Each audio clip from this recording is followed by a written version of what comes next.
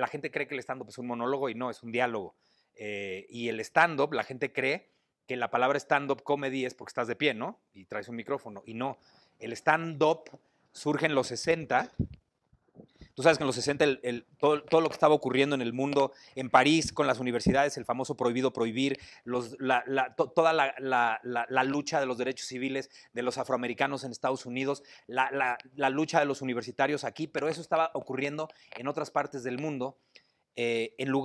La palabra stand up for your rights, tú que vives en Estados Unidos y que nos están viendo en Las Vegas, stand up for your rights, que significa defender tus derechos, hacer valer tu palabra, hacer valer lo que tú piensas. El stand-up viene de stand up for your rights.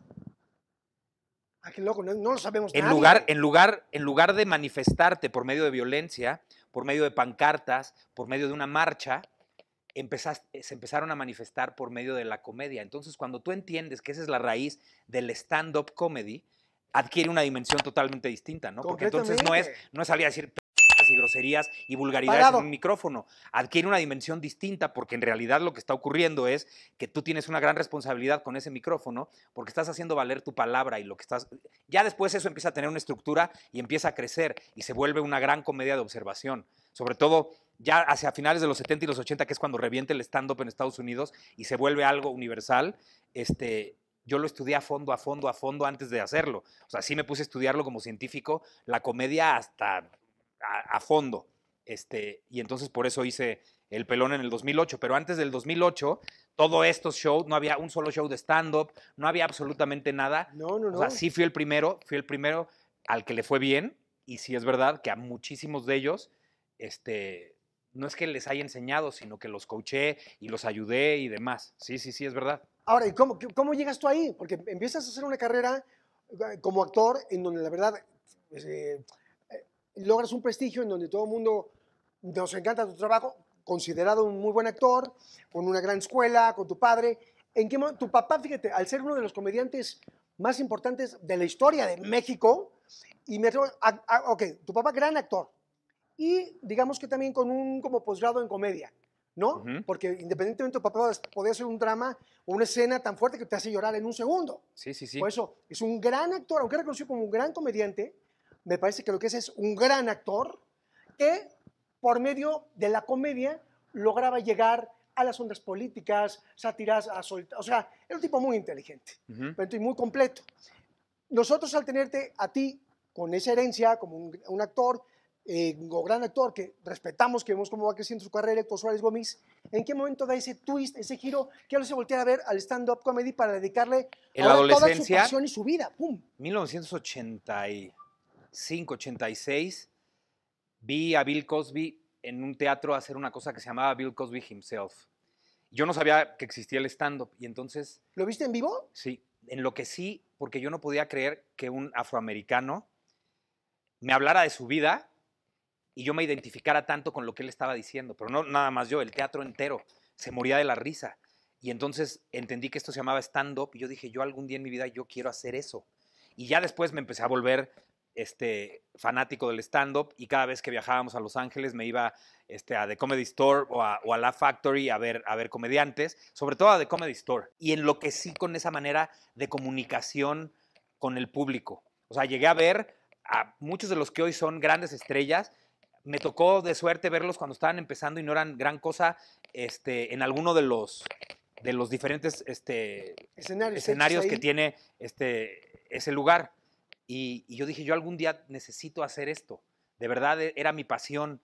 Y cuando me pasa esto del encuentro con la muerte y demás, y no tengo ni a una empresa Televisa ni a otra como TV Azteca y se me cierran las puertas en el país para trabajar y me voy a vivir a Colombia para trabajar allá con Telemundo. Ahorita vamos para allá, porque tampoco conocí. Regreso a México y mi hija me dice que ya no quiere que me vaya.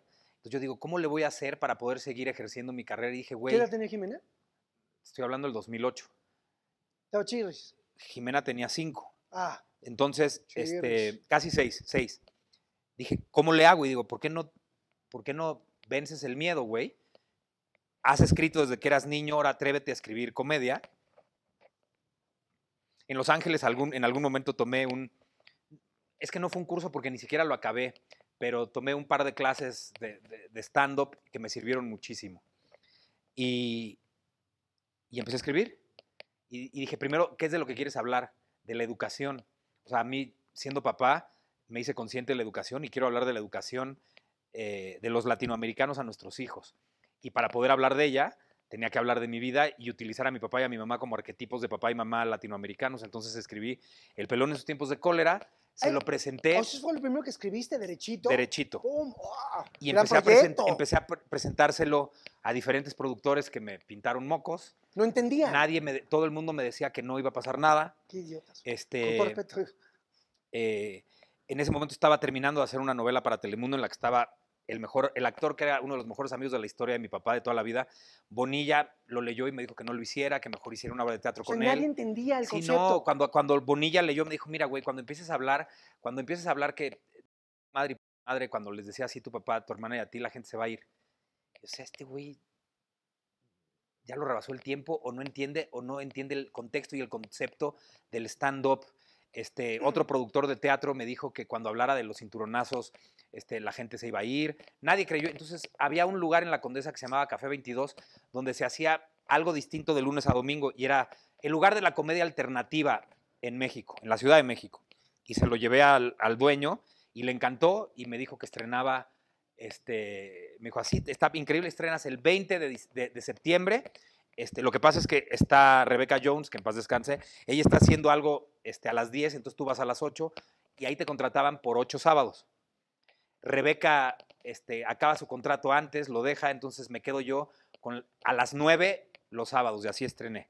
Entonces, el día del estreno pues había la mitad de público pagado y la mitad pues puro mi familia y mis amigos, squads, ¿no? Claro. Y cuando llego el siguiente sábado a la función, me dice el dueño, oye, hay un problema. Y le digo, no mames, no hay gente. Y me dice, no, está agotado. Lo que pasa es que ya están agotados. ¿Agotado? Sí, ya están agotados los siguientes sábados. Oh. Y le digo, ¿y qué vamos a hacer? Porque pues nada más son 8. Y me dice, no, nos vamos a extender y aquí... Nada tonto el dueño, claro, pero me tantito. Esto nunca había pasado. Yo te propongo que abras también los miércoles. Y le dije, no, porque yo prefiero tener una función llena que dividida, ¿no? Y entonces empecé a abrir miércoles y sábado y se empezó a llenar miércoles y sábado. Esto fue de septiembre a diciembre.